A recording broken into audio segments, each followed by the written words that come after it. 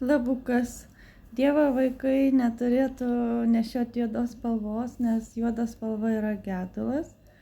Juoda spalva, kai žmogus nenori būti pastebėtas, nešioja.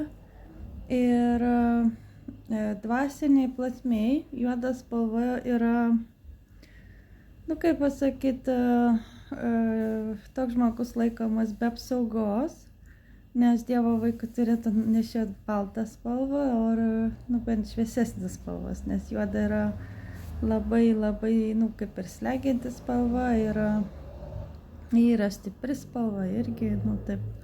Nes visi magai, visi tie su blogiu, kurie dirba, tai jie tik juodą nešioja. Tai nenuostabu, kad jie juodą nešioja, nes jie tarnauja velniui. Bet jeigu jūs, aišku, jeigu ten gatvėje mėgstate kokią suknelę juodą ar ką, nėra gerai tokius nešioti ir nepirkit. Aišku, gal ir gražu ir viską, nes klasika, bet tai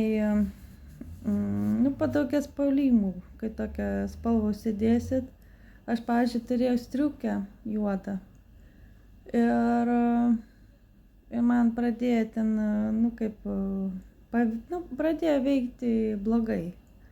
Aš iš pradžių nesupratau, ką aš blogai darau, bet dabar, kai atsimenu, tai turėjau juodą striukę, kuri man labai patiko.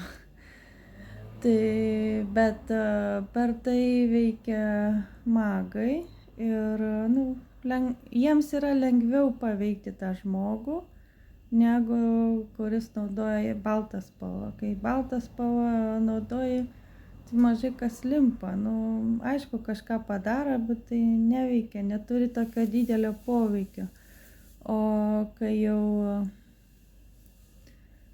jau vieną žodžiu juodas spalvas įdedi, tai jau viskas limpa. Ir lengviau tokį žmogų ir paveikti. Viskas, kas susijęs su magija, veikia, nes raganos ir visi tie blogieji mato iš dvasinio pasaulio, nes kai žmogus išeina į savo kūno, jis gali jūs stebėti ir matyti, kad jūs esat be apsaugos. Ir aš pastebėjau irgi ne kartą, kai užsidedu juodas kelnes, kažką juodo, ir jie pradėjo labiau plysti, atakuoti, bando kontroliuoti mintis. Tai venkit juodos spalvos. Ačiū už dėmesį. Viso gero.